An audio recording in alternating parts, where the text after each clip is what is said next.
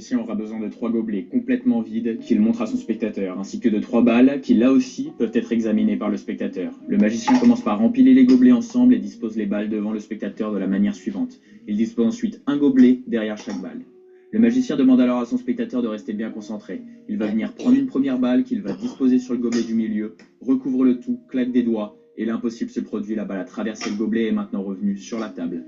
Le magicien recommence la manipulation une seconde fois. Il prend une deuxième balle, de la même manière, il la pose sur le gobelet du milieu, puis recouvre le tout, claque des doigts, et encore une fois, l'impossible s'est produit, la balle a traversé la matière et est maintenant retournée sur la table. Pour finir, le magicien recommence la manipulation une dernière fois. Le spectateur est très concentré, le magicien saisit de la dernière balle, la pose sur le gobelet du milieu, ferme le tout, claque des doigts, et la troisième balle a traversé la matière.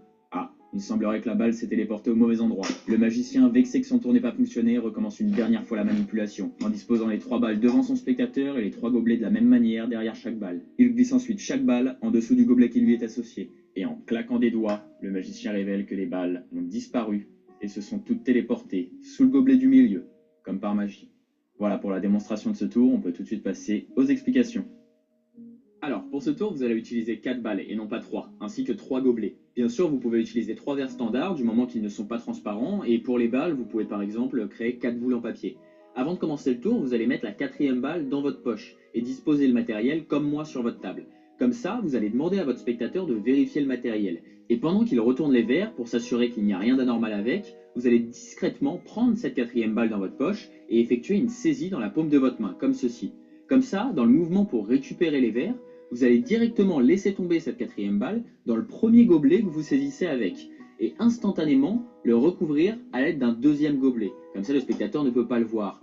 Ensuite, vous récupérez le dernier gobelet, et très important, vous le positionnez en dernière position, comme ceci. De telle sorte, et ce sera pareil durant tout ce tour de magie, il faut toujours que cette 4e balle se situe dans le gobelet du milieu, donc bien englobée entre les 2 gobelets. Ensuite, vous disposez les 3 balles devant votre spectateur de la manière suivante. Et pour les gobelets, il est très important de toujours faire le même mouvement lorsque vous les posez sur la table. Donc comment les poser? Vous allez toujours commencer par le gobelet du dessous, et vous le prenez toujours de la manière suivante, afin de le retourner pour le poser sur la table. Comme ça, pour le second gobelet, qui contient la 4e balle cachée, cela permet que la balle ne se dévoile pas. Et comme le mouvement est identique, ça ne choque pas le spectateur. On est maintenant dans cette configuration avec une balle sous le gobelet du milieu. On va maintenant venir récupérer l'une des 3 balles sur la table, la poser sur le gobelet du milieu, recouvrir le tout avec l'un des 2 gobelets restants, on claque des doigts et on crée l'illusion que la balle a traversé le gobelet. Ensuite, on vient récupérer le 3e gobelet, je le positionne en dernière position, car rappelez-vous, on fait en sorte que la balle cachée soit toujours dans le gobelet du milieu, comme ceci.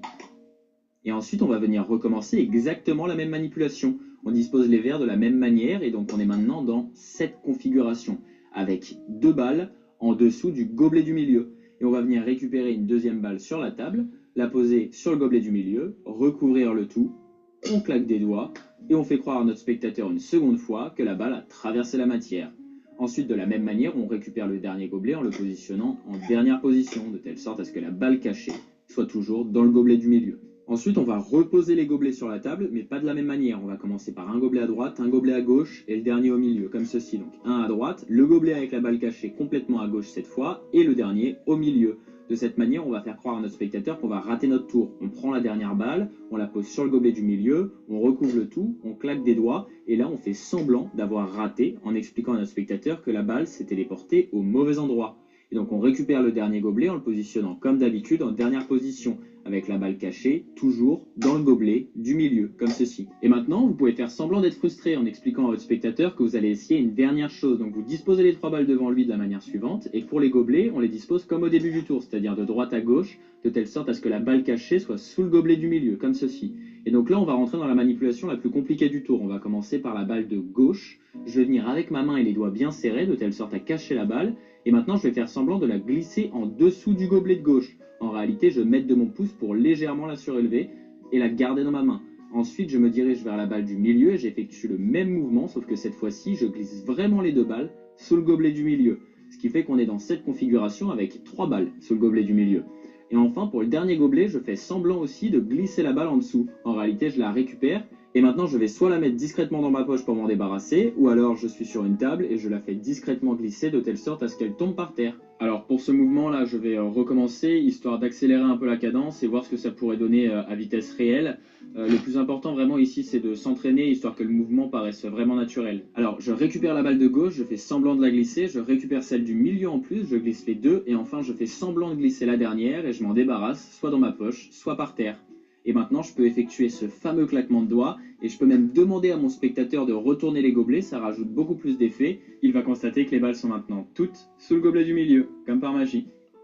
Voilà, c'est déjà la fin de cette vidéo, j'espère que ce tour de magie vous aura plu. Normalement, il n'est pas très compliqué à apprendre et j'espère que vous allez impressionner le maximum de gens avec. Donc moi, je vous dis à la prochaine pour une nouvelle vidéo. Allez, ciao!